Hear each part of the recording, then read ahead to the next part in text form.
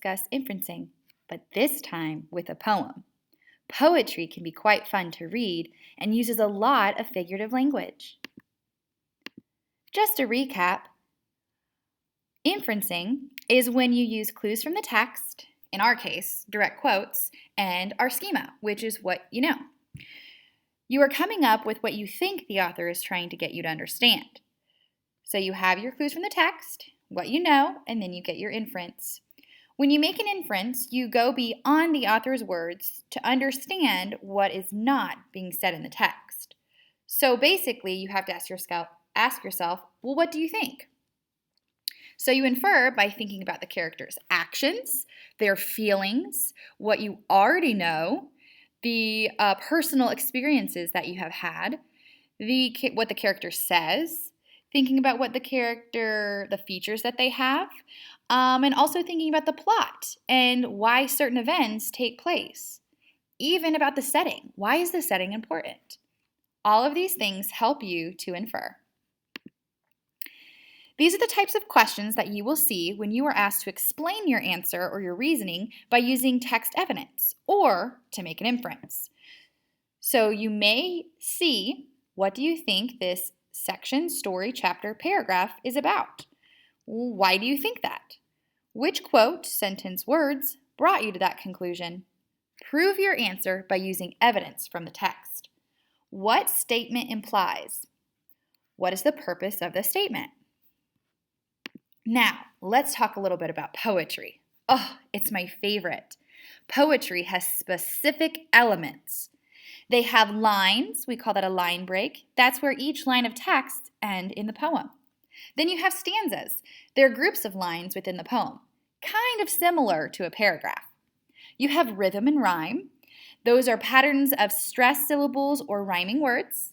And you have repetition. It could be lines or words that are repeated in a poem. It's usually there to show importance. We also have imagery, so there's words that really paint a picture using all 5 senses. Some figurative language that possibly could be in poetry is alliteration, where you use the same sound or letter at the beginning of words or lines. And then my personal favorite, onomatopoeias. Those are words that make sounds, such as pow and zap. Some other figurative language that you guys have learned in the past is simile. This is where you compare two things by using the words like or as. You also have metaphors, where you continue to compare two things, but you say that one is the other. And then a hyperbole, which is an exaggeration. I have a million things to do. Do you really have a million things to do? Onomatopoeia, as I stated before, and also a favorite, personification. That's where you're giving human qualities to objects or things. So, for example, the angry sea swallowed the tiny ship. Did the sea actually swallow the ship, right? That's something a human would do. Okay, let's get to inferencing. Does this anchor chart look familiar? Well, it should. We used the same anchor chart in our last lesson. We're going to use it in the same way, working backwards, first inferencing, then backing up our thoughts with text evidence and explaining what we know. Notice I provided you with sentence starters in each column. Facts you have read, quotes from the text. So you would start out by saying, it says. In this section, I know, and when you make your final inference, you say, so I think. We are going to read the poem and try to figure out what the poem is referring to by using clues. All right, let's listen to the poem. Fear of frying. The story of my life is sad, but I'll tell you, if you like. I was born dirt poor in the richest soil in a town called Spudville Pike. One day I got snatched away from my home and then thrown in the back of a truck. My eyes could see life on the road was not easy, so I smiled and wished myself luck. I knew that I'd be a success in the world, no matter what trials lay ahead. I was told that the world would butter me up, but boy, what a line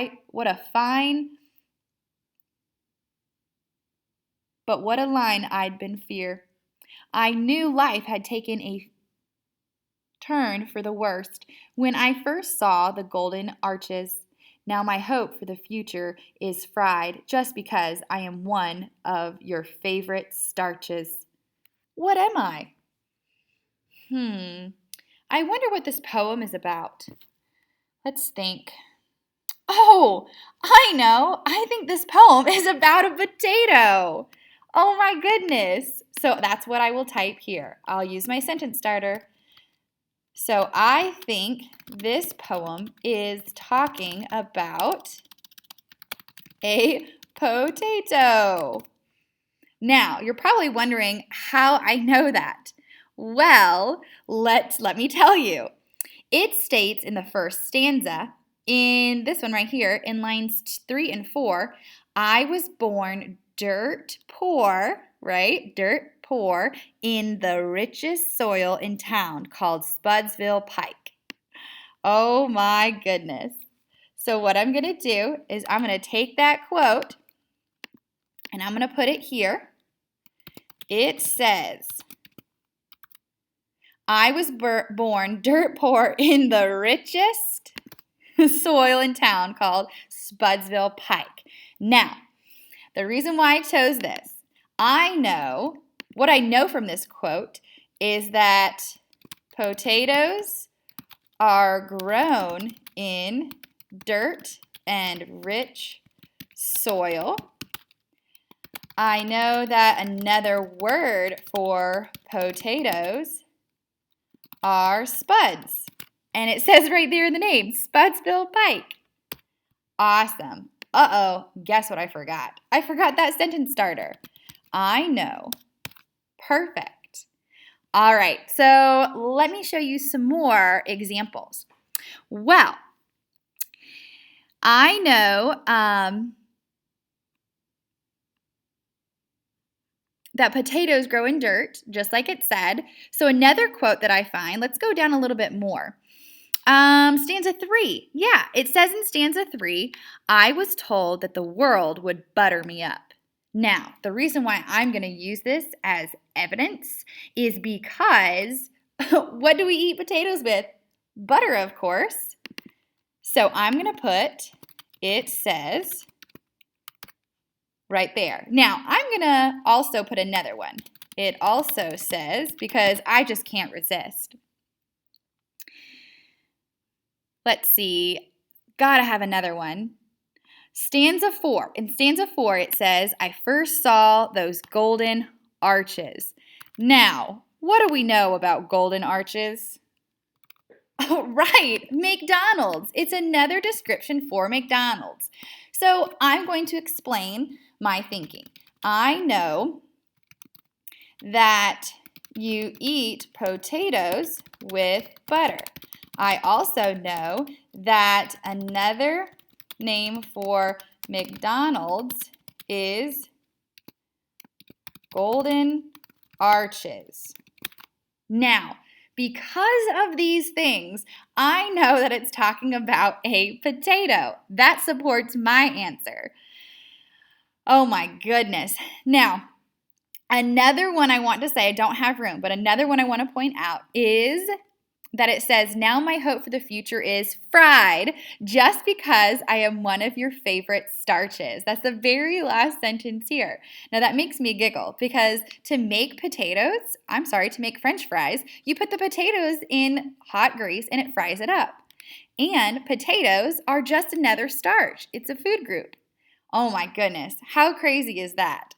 Wow, what excellent inferencing we did with this poem. Now, guys, I want to see you try this with your own poem. You're going to infer what the poem is about by using the same inferencing graphic organizer. Please make sure that you work backwards. Tell me your inference, and then bring in some evidence and explain how you know that. Good luck.